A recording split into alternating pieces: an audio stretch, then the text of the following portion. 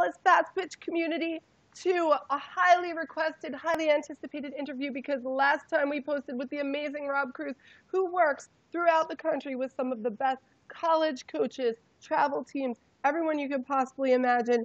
And so we have requested to have him back to talk about lots of great stuff today. So I'm going to drop a huge bomb on Rob today with very little warning, because recently I read an article about how women in sports were just sort of, we've made progress going along with the men over the last few years, and then it's just hit a stalemate that has become really stagnant. And I think that's a topic that people don't talk about, and then it needs to be addressed, especially that there really aren't any professional female athletes to speak of outside of golf or tennis. So Rob is going to give us some great insight into all that right now. Great. It's funny because you're asking a dude I am. a question about women in sports. So some people might say, well, why is she asking him? What does he know? How is he qualified? Well, to tell you the truth, I actually attended a seminar about 2 years ago at NYU that was geared towards it was about the marketing of women in sports. And you had the guy who created the Michael Jordan rules, which to this day the Jordan rules are like the and I can't think of his name, so don't ask me. But the Jordan rules are like the actual like formula for how you market a individual with a brand, with a sport, with a team, and how you had one person who was like the NBA by himself. Mm-hmm. The league. Like now you have like LeBron is the league. So you look at the NBA, it's a players' league. The players are now the GMs. They go out and get their friends to come play in Miami, to come play in Chicago, to come play here. They create these quote unquote super teams.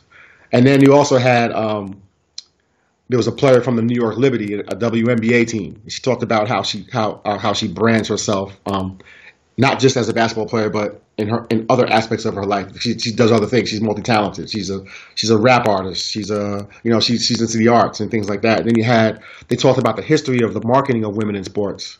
So they went through the whole Martina Navratilova thing with the lesbianism and how nobody wanted to promote her, nobody wanted to actually support her in terms of like, let's give her an advertisement deal. But then a few years later, you had other tennis players that came along that were more quote unquote cuter, and they not better but cuter, and they were able to get better. They were able to get more marketing opportunities and more advertising opportunities and things like that. So I mean, you look at how we as a country, as a world, forget about the country, just as a world, how we view women. And then we say that we want women to be equal pay. We want women to be able to have these opportunities that men also have. But the fact of the matter is that America doesn't even view women. I mean, women just recently started voting and owning land in this country.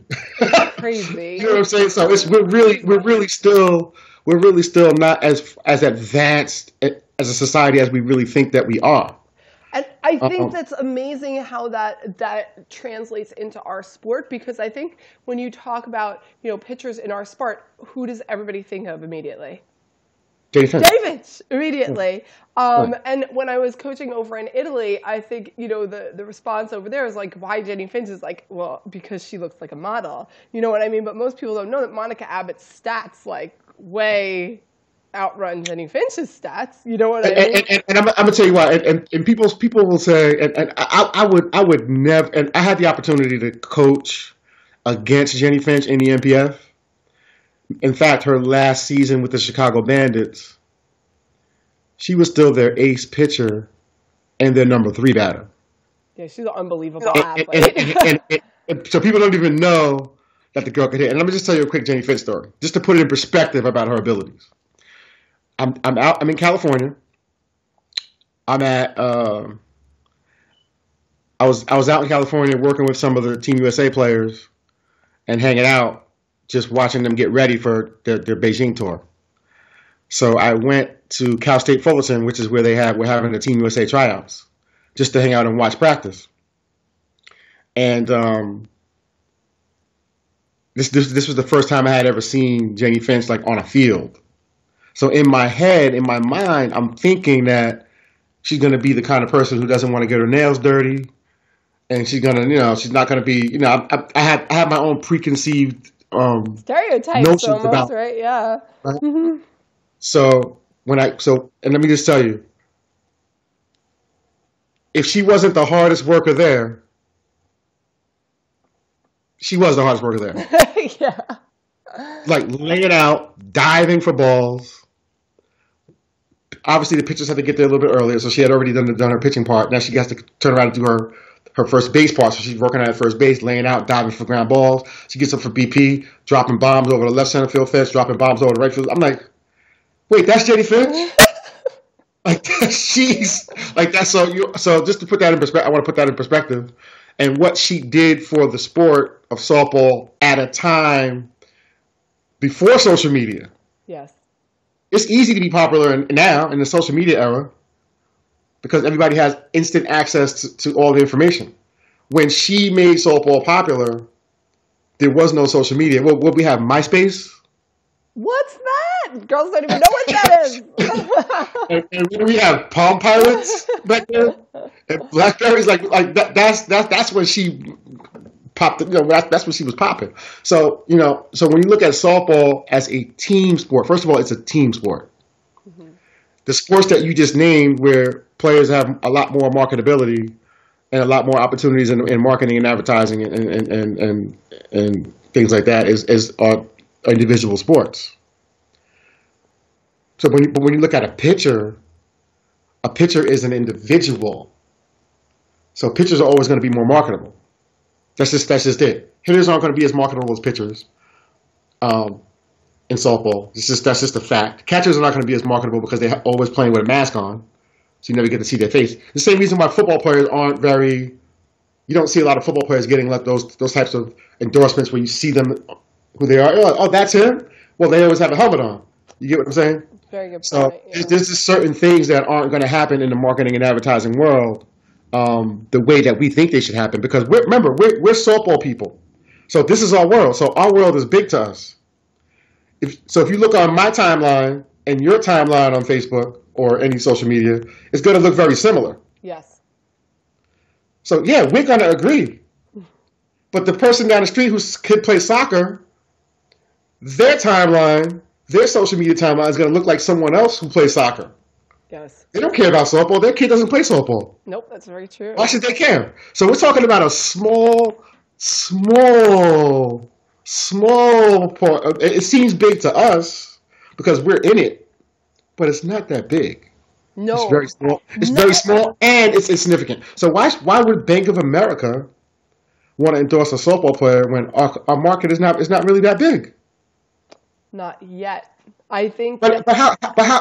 Because if you go to an MPF game, what you have a bunch of kids running around on their phones, and then when it's time for autographs, they line up for their autographs. The opportunity for advertising is in the selfie. And I wonder if they think that they know that. I don't know if they know that, but look, here's why it's in the selfie. Because that's where all the attention is. The attention is being paid to these phones. Right. Mm-hmm. So if I advertised on Monica Abbott's jersey and sold that space for $20,000, every selfie she takes with a kid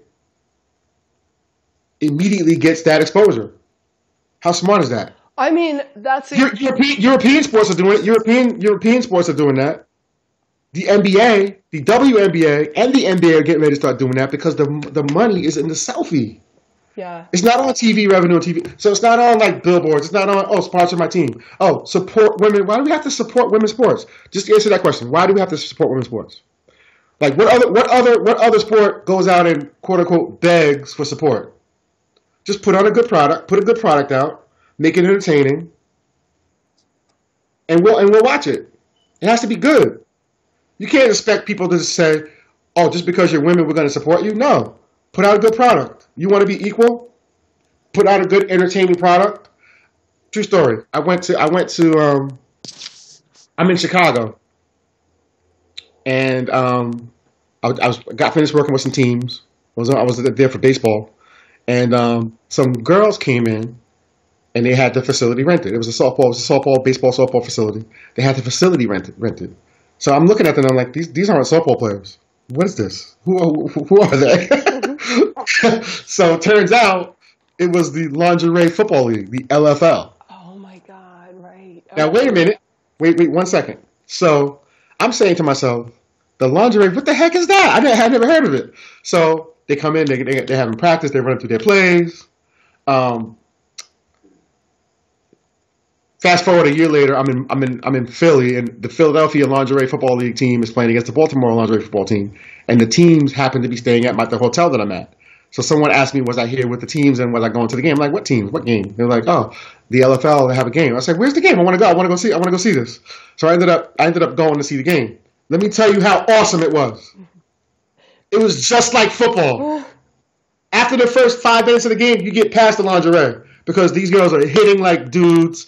Bang! They're playing all out, diving, quarterback, snaps. I couldn't believe it. There was one woman who was like an attorney by day, linebacker by night, and she was just cracking people. It was just, I couldn't believe it. It was worth the $20. I would go again. Now here it was on MTV. You see how excited I'm getting right now about that? Yes. Like that's how sports should be. So they're on MTV. They got fun. You know, that's sports is about entertainment. Sports is not about like support us. No. Now to your I think that's where sometimes it can be. Go ahead. No, it's okay because this is where we get excited, folks. Because I think the interesting thing about that, because you had mentioned that to me, I had never heard about it before. So of course I looked it up. I did some research, and I watched some stuff on the computer. But then I read some articles, and as it turns out, of course, these women don't even get health insurance, right? They're getting paid like a $5,000 stipend. You know what I mean? And I'm thinking, okay, $20 a ticket times how many people come in here, and you're not getting health insurance and you're getting a $5,000 stipend to play, which is really similar to the MPF.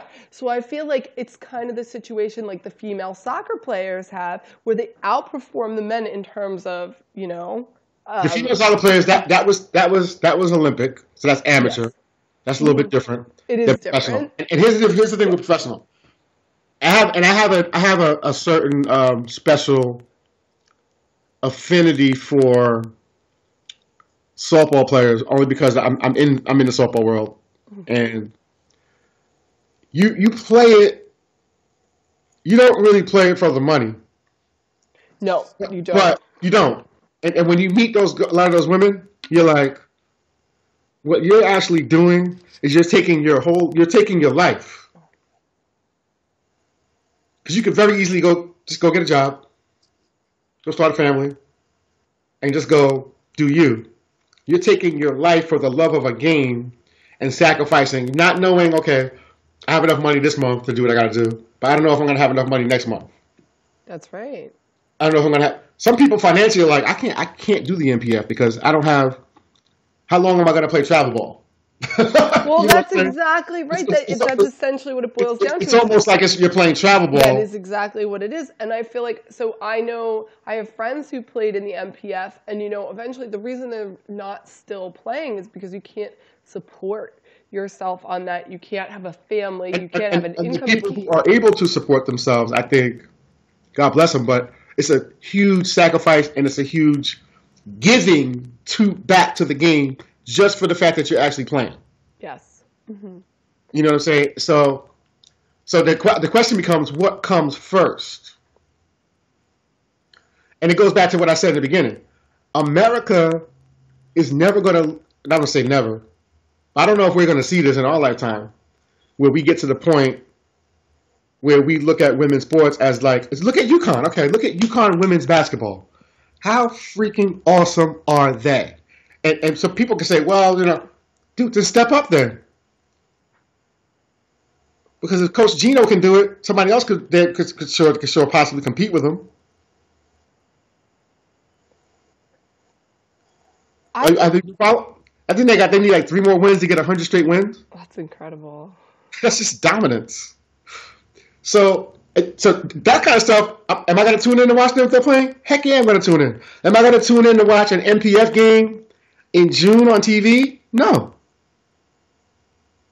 And I love softball, and I'm not going to do it. And most people don't do it. Why would you say? Where do you think the disconnect is? I'm not going to tune in, but I'm not going to tune into a Yankee game in May either. I'm going to tune into a Yankee game in September if they're in the race. That's just me. And you think that? I mean, I see where I think a couple of things that you touched on there are really important, and that translate to players on any level is the idea of marketing and the idea that now that everything is so much online and so much on the internet that even if you're just looking to play at a collegiate level, you have to learn how to market and to brand yourself. And I think honestly, like for anything in life, if you want to be a lawyer, if you want to be a doctor, if you want to be like the thing that we're not translating to people is the fact that you are a brand. Whatever you're posting on Twitter, whatever you're posting on Facebook, that's part of the brand that you're displaying to the world. So you've got to be careful with your word choices, and you have to be careful with the persona you put out there because that's part of what you're putting together. That brings to another point, and it even puts into perspective what we're talking about on this topic. We're talking about women in sports. We're talking about the NPF. If women in sports want to be on the same level as the men in sports, then there's going to be and also the same accountability as the men in sports. So when the women do things off field, off the court, that they shouldn't be doing, because you're in that limelight, the media is going to cover it. You understand what I'm saying? Yeah, I mean, that happens to like so all they have to be willing, the women in sports have to be willing to say, okay, if we're going to be millionaires and in that kind of spotlight, with that kind of limelight, what also comes with that is an accountability to what you're now doing after the games in the bars, and in your private life is going to be all over social media and all over the news. So do you understand what I'm saying? Nobody's going to give you a pass and say, well, you can't do that because they're girls. Like so you can't say support us. It's not about support. You want to be professionals. It's not a It's not a nonprofit organization where you want donations. No, that's exactly right. The verbiage has to change. We can't beg people for support. We have to put out a great product that's entertaining and competitive, which it already is. But it has to be monetized better. Because I can't see how people who actually own teams are actually making money. Yeah, I don't think that's really happening right now. So the people who even own teams should be commended because you're actually like basically just losing money. Maybe breaking even. They're doing it because they want to do it. So they should even be commended. But there has to be a way to be able to monetize the situation so that these players can get what they actually, because if you're the best in the world at something, if you are the best in the world at anything you do, you need to be compensated for it. I agree, but I think. And I'm saying right now, some of these women that I've seen play, it's phenomenal what they're able to do. Oh, I know. And it's a sad story that our country, our world, is not at the level where we even have the ability as a country and a nation to say that's important, that needs to be elevated, and that needs to be compensated. We're just not there yet. I don't know when it's going to happen. I'm not sure. Well, I think seeing at a grassroots level and at a very young age, you're kind of already being told, you know, as a woman in sports, that what the boys do is more important. Like, the boys will get the better field if, you know, if girls are practicing on a baseball field because that's all they have, you know, and the boys come along and kick them off. Like, that's the sort of thing they're used to. I think the problem for us as women in sports is we are so used to the idea that, you know, the men come first in sports and the men are prioritized and the men are better at sports. And if you're constantly hearing that and that's your background noise, then that's what you're going to believe. Like, I think that at a very young age, we kind of have to start stepping up and saying, you know, like, we're working just as hard as you, which research shows that we do. Harder. You know? Girls are working harder. They're working harder. That's exactly right. That you know, we work harder, that we are, you know, committing our lives to this, that, you know, we want to be seen as sort of equal in this. But I think it's not just about that. It's also that we're getting complacent. Females, I feel like in general, get complacent. You see the progress in terms of like the glass ceiling and how females are compensated in general relative to men. You can see the research on that. It's totally plateaued since the 80s. You know, we haven't made any real progress there. And I think it's because we're just accepting, like, oh, okay, well, yeah, you know, gender equality, we're equal gender equality. Well, you know, we're not really, if you look at it statistically. You're 100%. I'm going to say this, and I just brought this up recently to someone. And I want everybody in the land of the cyberspace to listen to this very carefully. I get to work with both girls and boys, men and women, in the athletics world. And it's amazing to me how we have allowed our systems, our family system, our educational system, our churches and our religious systems, our political systems, to define how women should think and feel about themselves. I love that. That's such a great point. Yeah. Now listen to me. This is why parenting is crucial here. This is parenting. This is what watch this. If I have a group, and you try this, and you're gonna relate to this. If I have a group of 10 girls that I'm working with, and I say to them, okay, who's the fastest girl in the group right now? Who's the fastest girl? No one's gonna raise their hand, but 5 girls in the group are gonna point to the one girl that's fastest. Follow me. If I ask that same question to the boys, like 7 chubby slowpokes are going to raise their hand. I'm fast. And they're not even fast. Because they are conditioned by our society and our systems to think that they're better than they are when they're not. And women are conditioned to believe that they're not as good as they are. I think, so I have to tell them. And that pisses me off. And so I always, when that happens and when I'm in that group dynamic, I always point it out to them. And I say, why are you ashamed that you're good? Why are you ashamed that you're faster than everybody else? Why do you want to raise your hand when I ask who has the most home runs here? Why do you want to be like, sorry that you're better than everybody else? Mm-hmm. That's right. What is that? Where'd that come from? Who put that in you?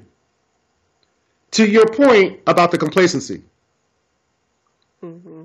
Who taught her how to be ashamed to be great and to be awesome and to be phenomenal? It's so true though. Like, I'm totally like. So as a coach, I'm like, I got to get you to believe that you can hit a home run 200 feet. I got to get you to feel like 200 feet is no big deal. I got to get you to feel like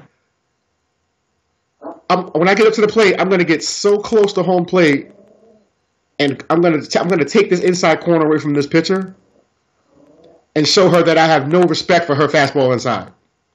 But you don't have the confidence, so you know what you do? You stand off the plate and you give her the whole plate. And that's what we're dealing with. It's not even swings anymore. But I think, too, you have such a different perspective from most coaches, because this is my quick story for everyone out there. The reason, like, the first time I ever spoke with Rob Cruz, And this was like an amazing moment for me. This is where I knew that like we would be like friends forever.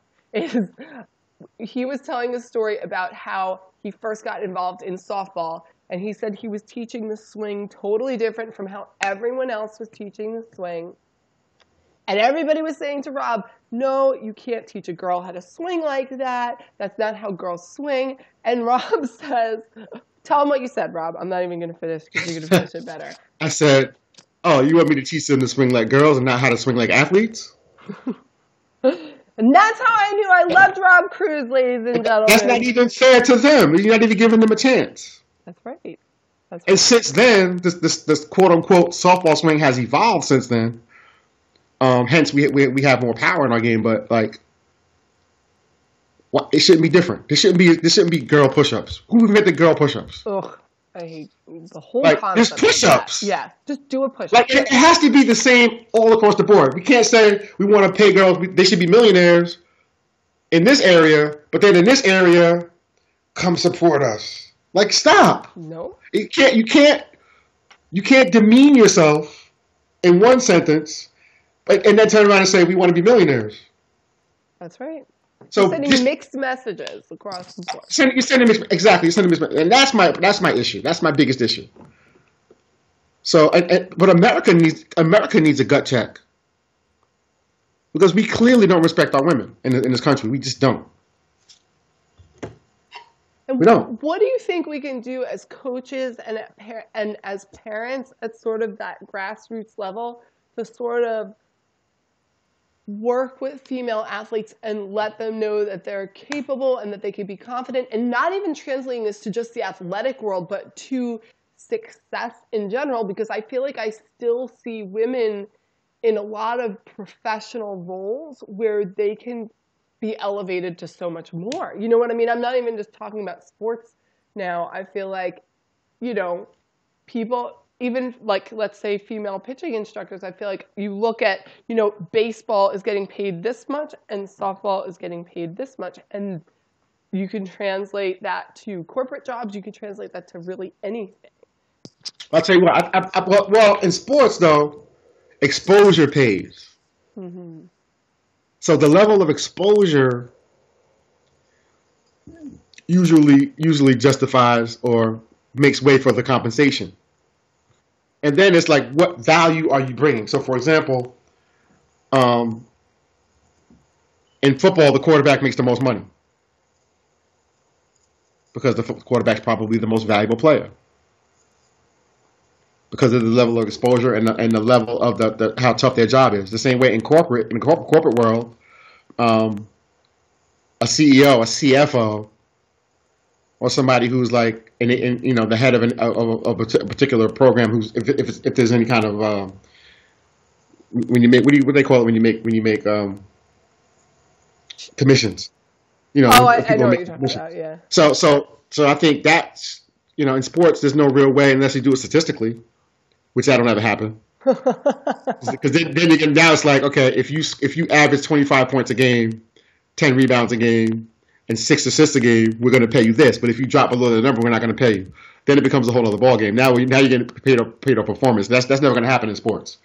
When that happens, that'll be. I mean, you could do bonuses. I mean, I think Major League Baseball does that, where if you drive in more than 100 RBIs, you get a $50,000 bonus or a $100,000 bonus or whatever it is to give players incentives to be more competitive. But you shouldn't need an incentive. No. And that's the thing about women's sports. That women have no incentive other than to be the best they can be in everything that they do, including the classroom.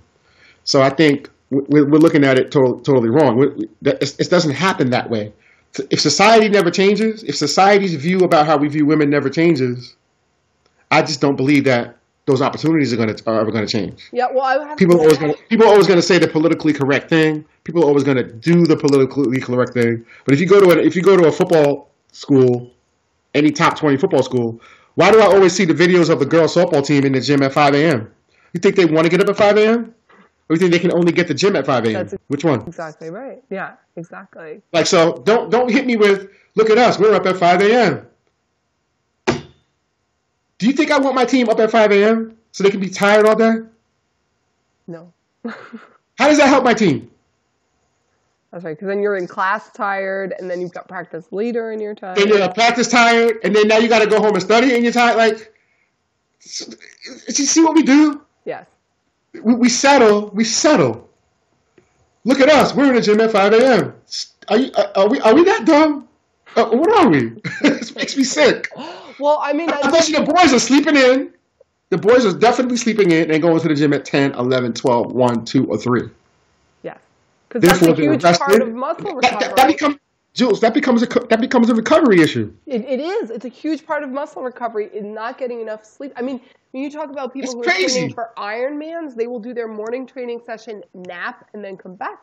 I mean, that's how that whole thing should work. You need to have proper sleep and proper nutrition to really perform your best on and off the field, which we could do a totally separate thing on, as you know, because I'm psychotic about all of that. I have theories, by the way. And, just so you know, people out there, I did a study on, and I know you did. I know you had the study on the fatigue in women's sports, right? Well, that's something we want to talk about in just a minute, but yes. Okay, good. So I'll save it then. But I'll save it. I mean, to the point about that is, you know, we did this whole huge study, actually mirroring a study that was done in baseball. We did it totally legit through Lenox Hill Hospital with one of the, you know, the best doctors in the country. We worked on it for years and years and years. We got this great study published in like a huge medical journal. We're like, yeah, this is going to change the game. It's going to make everybody see how, you know, female pitchers fatigue similar to male pitchers. And this is so important and everything. And we put it out there and we write to a bunch of media and we do all this stuff. And what do you think happened?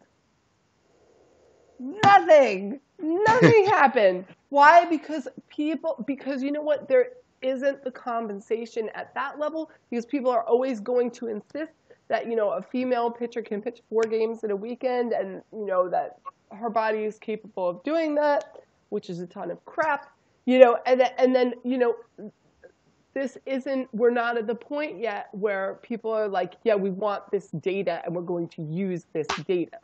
Crazy stuff. All right, so here's the deal. So I'm glad you brought that up.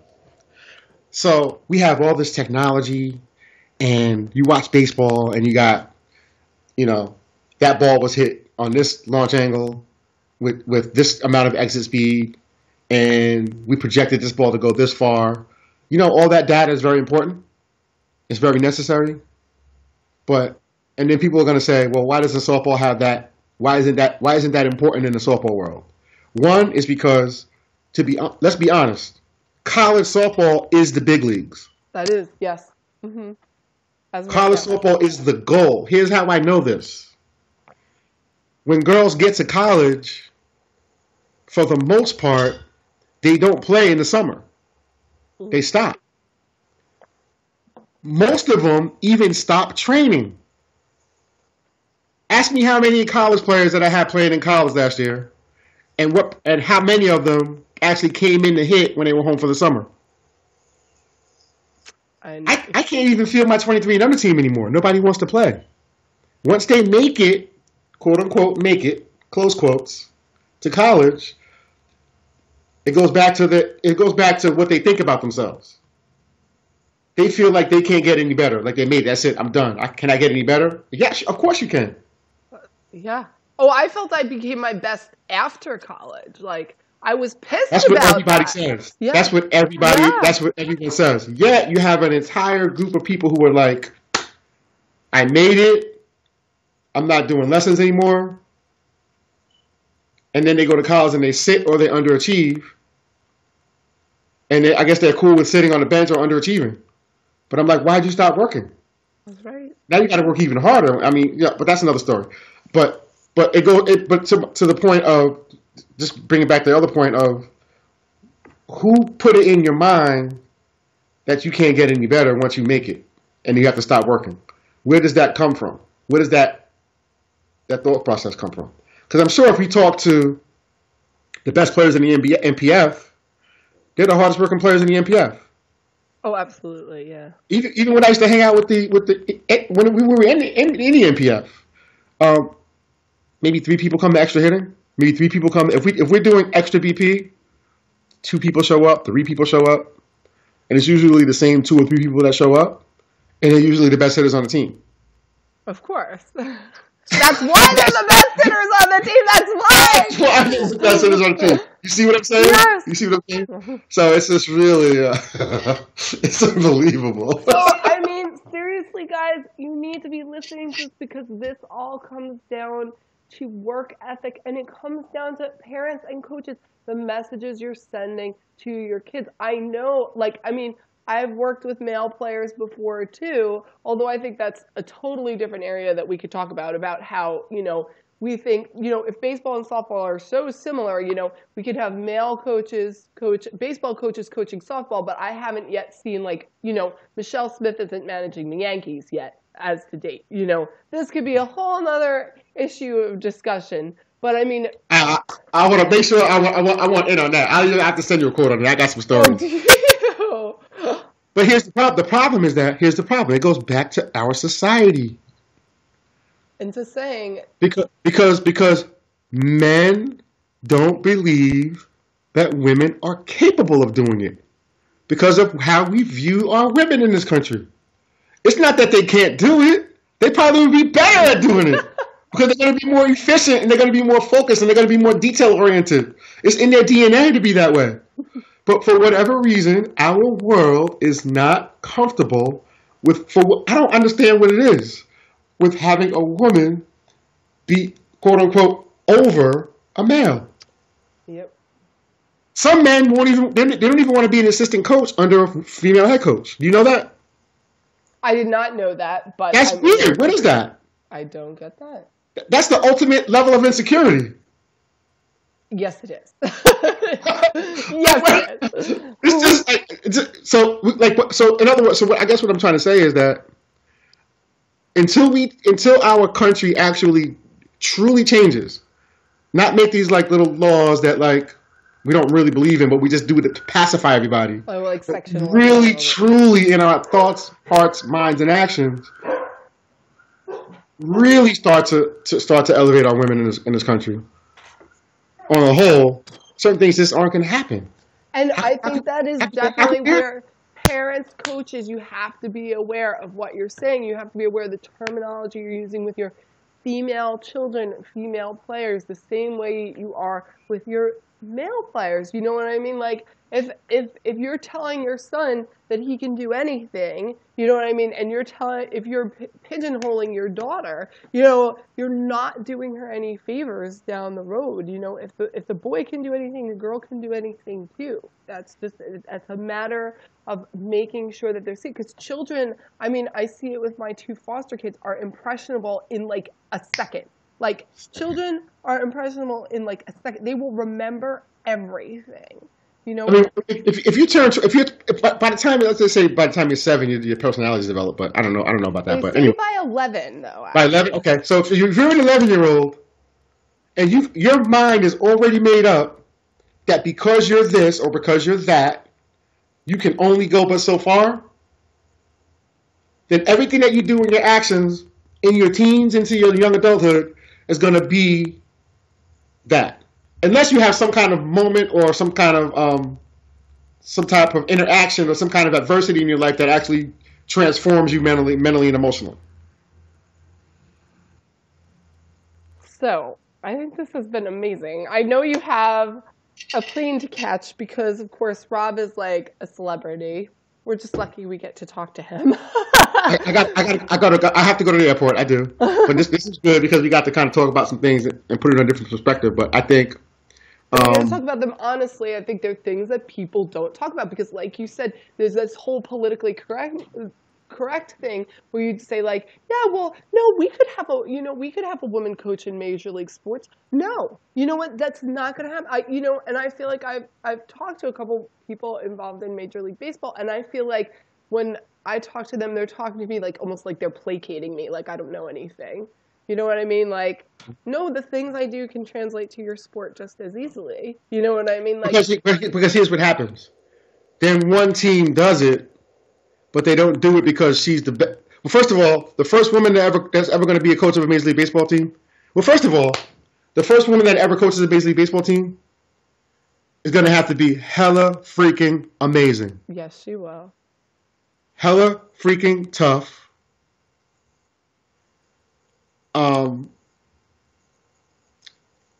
quick story. I'm in Arizona, in Phoenix, and I was working with I was doing this thing with some minor league baseball hitters out in Arizona for like a week, and we had to get up in the morning and go to this facility, and they had this whole this place where they prepare your meals. You got to come in and eat breakfast.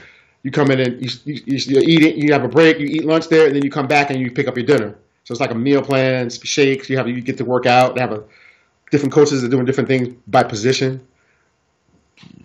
And you had Major League Baseball players, and this is the level of respect that they had for this facility. Guess who was leading them in their you know how you do the muscle rolling in the morning? Yeah. Mm-hmm. Mm-hmm. Okay. It was a woman leading Major League Baseball pitchers. I know the facility you're talking about is in Arizona. And I think I told you about this before. Mm-hmm. So and I'm like, this is freaking awesome. Yeah. You know why? Because the fact that major leaguers in this place and they actually had, and you know why she was doing it? Because she was freaking good enough. And guess what? If you're good enough, you should have an opportunity to do it. That's right. And if whoever doesn't like it, get the hell out of the door and go train somewhere else then. And that's the attitude that we have to take. Like somebody has to say something. That's right. So that's why we're saying to stand up and believe in it. That is why we are saying something today. So. Like it has to be said, it has to be known, it has to be made known. So I think that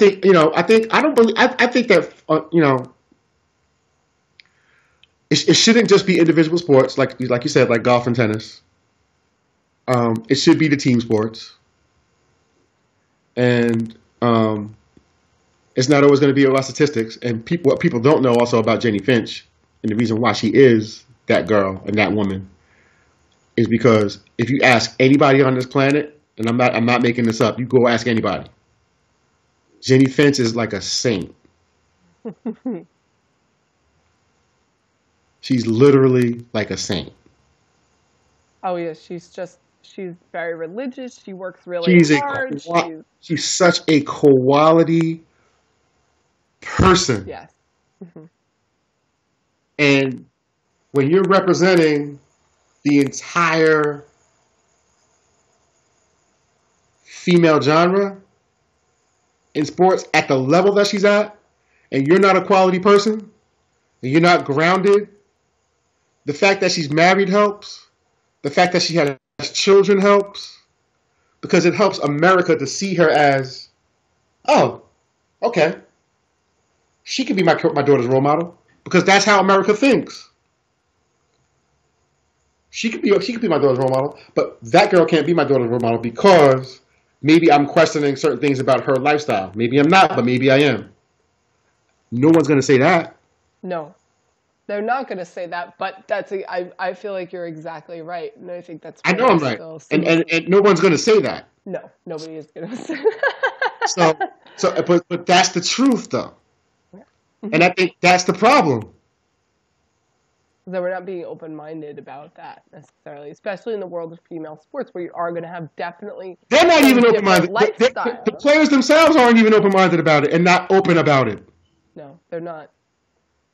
But because when you become millionaires, you think the press ain't going to be open-minded about it? Oh my God, of course. So you want to be millionaires over here, but you don't want to be open about everything. You can't have your cake, and because it's good. You see where I'm going now? I do see exactly where you're going. Yeah, I know that it happened with the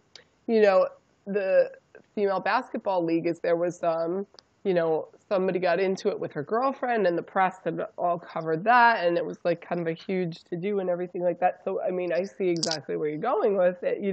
That was like kind of not a very proud moment for the league or for that particular individual whose name I forget. But, yeah, I mean, that is exactly where you're going with it. They're women. They're people. They have problems. They have issues. They have likes. They have dislikes. They have challenges. They're happy sometimes. They're sad sometimes. They're people who happen to play professional softball. Mm-hmm. Mm-hmm. So that means that they're a person. That means they have bills, dreams, financial goals, they're still people. Right. And on that note, I think we will get you ready to leave for because we got, All right, I'm out some of here. big stuff to do. But it's always good. You know, we could talk for 3 hours. oh, we And by the really way, could. this is how we talk all the time. This happens to be a camera on. Yeah. I really appreciate that you guys wanted me to come back and do another one. And you know, this is anytime we could do this anytime. And I think it gives us a definitely a different perspective that we don't get in other places because, as we know, Rob is he is throughout the country with the very best. So we always want to learn from the best so that we can be the best at every level. So we thank you so much, Rob. Have a safe and amazing trip working with all these great athletes. And we will see you again soon. All right, thank you. Thank you. All right, bye-bye.